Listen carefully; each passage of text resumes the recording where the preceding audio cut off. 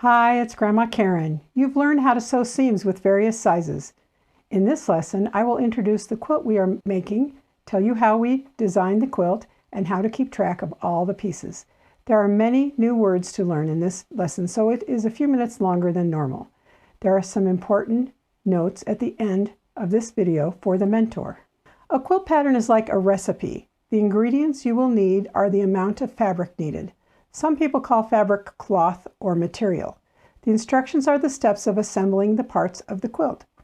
The pattern we are using can be made in several sizes. You and your mentor will look at the fabrics needed and decide which size you will make. Some quilt patterns have all the sizes in one pattern. My beginner quilt pattern has 8 different sizes. I have made a separate pattern for each size to make it easier for a beginner. Each size pattern can be downloaded from the link under this video. The patterns go along with the video lessons. Here are the 8 different sizes.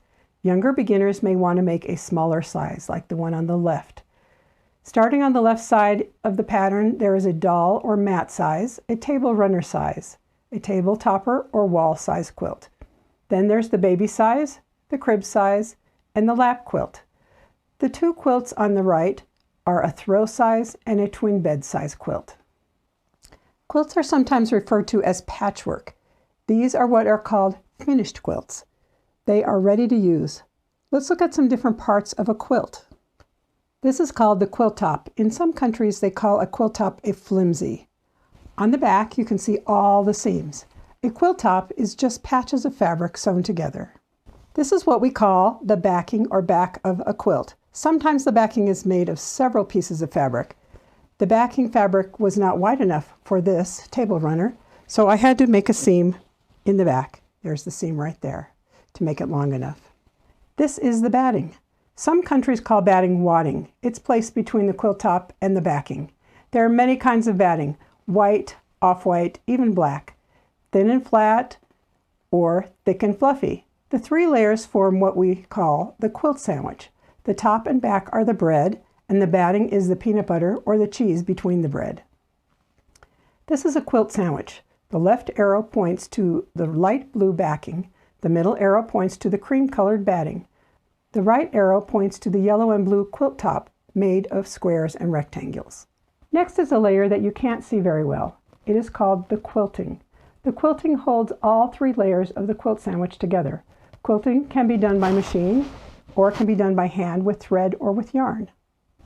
There are many ways to quilt a quilt sandwich. The quilting on this sample is sewn with black thread or yarn, so it shows up well on the camera. Some of these stitches are done by hand and others are done by machine. If we're using our sewing machine at home, we use something called a walking foot. Quilting holds the layers together so the batting doesn't break apart and form clumps when it is used or washed. This quilt sandwich is quilted. This side of the quilt shows the batting and backing has been trimmed off. These are what we call raw edges. The edges can fray and pull out. They need to be covered to protect the top, backing, and batting. There are many ways to finish, protect, and cover these raw edges. This quilt shows the steps for what we call binding. Binding is made from strips of fabric sewn to cover the raw edges, like this. A quilt top is made of pieces of fabric. The pieces are called patches or shapes. Different shapes are sewn together into what we call a quilt block. The blocks are then sewn together into rows.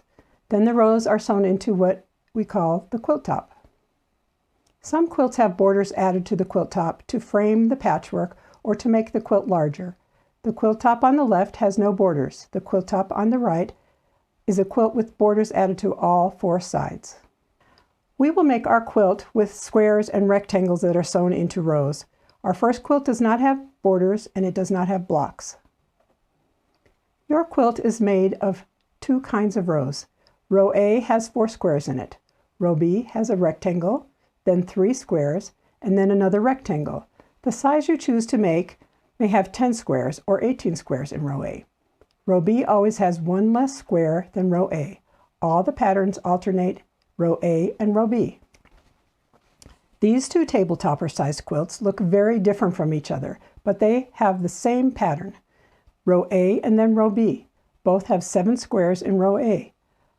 Row B has a rectangle, 6 squares, and a rectangle. As you go down the quilt, you can see that the rows continue with row A, then row B. The first page of instructions in the pattern will show you a diagram like this of the quilt you are making. It gives you the number of squares and rectangles in a row.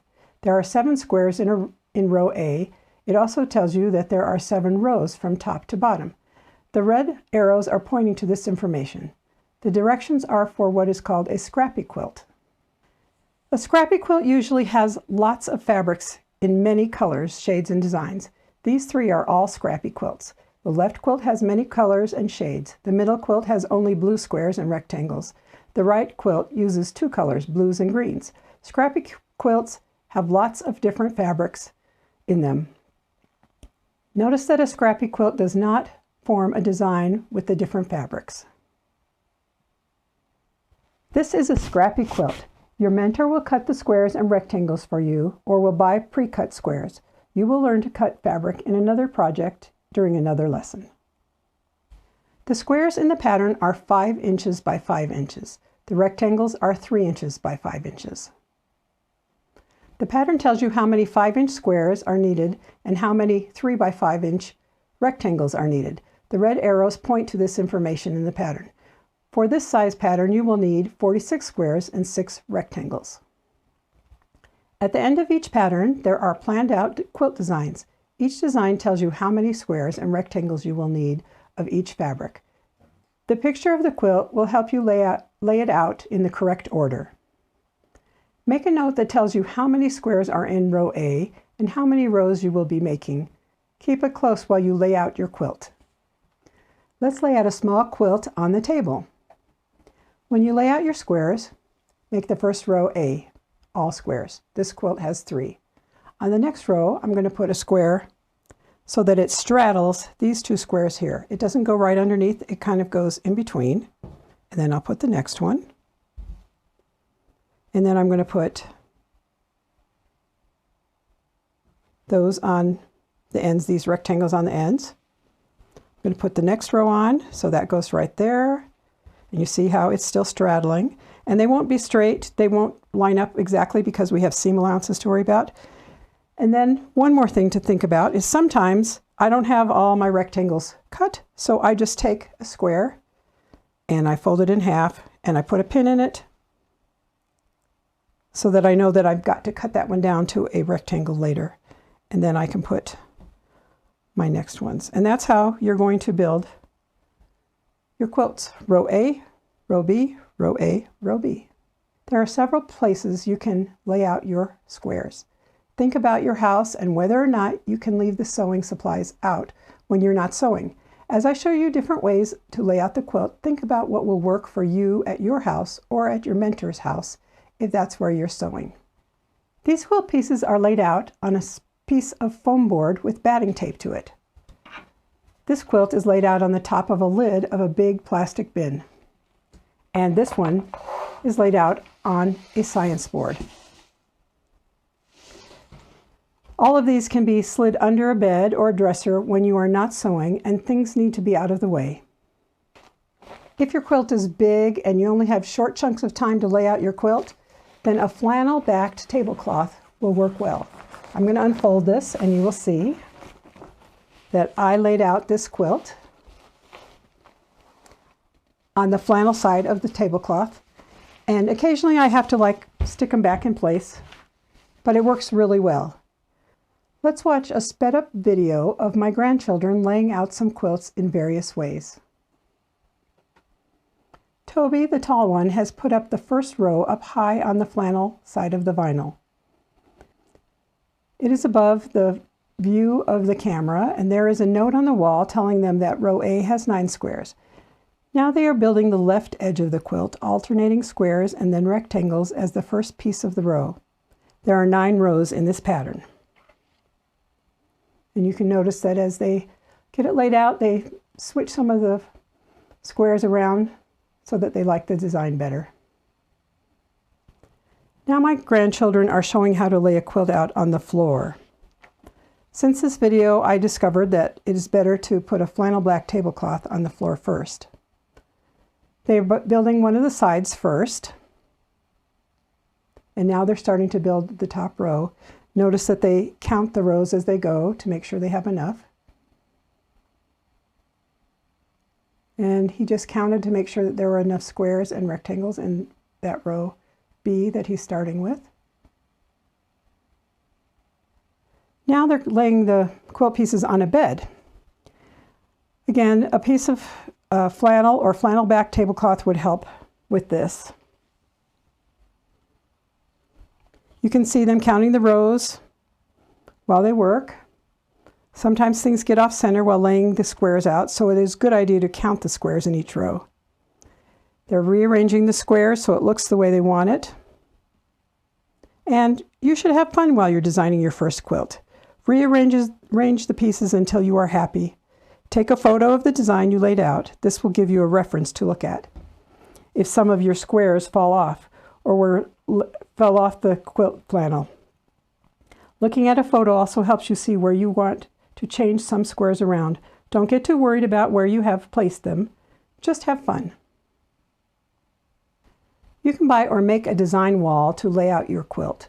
The first photo A is a gridded flannel that is heavily taped with painter's tape.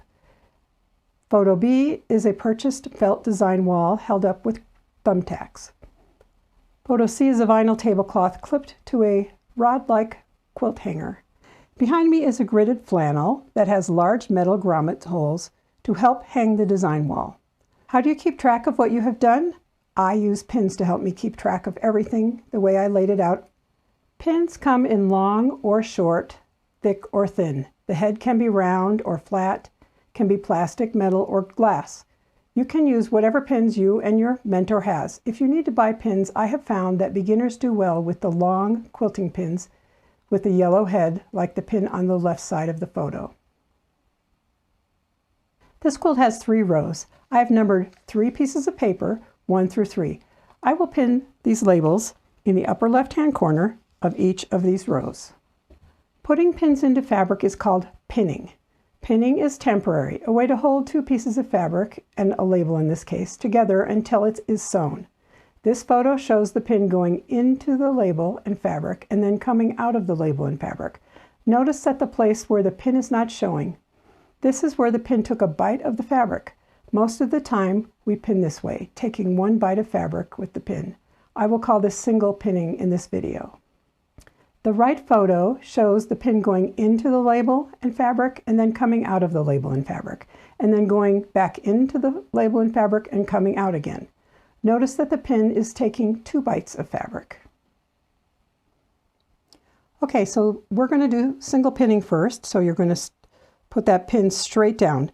And I have my fingers out of the way on the back so I don't stab myself. Then I'm going to take this pin that's going straight out and I'm going to aim it back down towards the fabric, and I'm going to push it through both layers of fabric.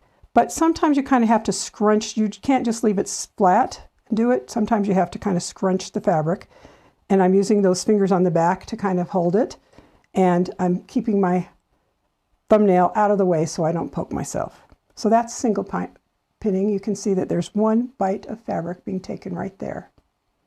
Now let's do double pinning. So that's single pinning is what we do almost all the time in sewing, but we're going to do double pinning here to help us keep track of everything. So I've taken my label and I'm putting in the very top left of my square. This is the first square or rectangle of the row, and I'm putting my pin in straight down. I'm kind of scrunching it a little bit so that that can poke through, and then I'm putting it back down and scrunching it up again. And you notice that my pin has taken 2 bites of this fabric and label. And that makes it so that this doesn't come off when you're working with all your rows and putting them away and taking them out again. If you don't want to use paper, you can use masking tape and write the numbers on there and place them right up in that upper left-hand corner. Painter's tape doesn't work well, it comes off, but masking tape works pretty well. There are several ways to keep all of your rows in the correct order without getting them mixed up. The method I will be showing you works well for beginners. I pick up the first 2 squares, and you notice there's my label up in that left-hand corner. I just overlap these 2, and I do my double pinning. Then I take the next two, I overlap them, and I do the double pinning. The same on the next row, although the next row will have a rectangle first.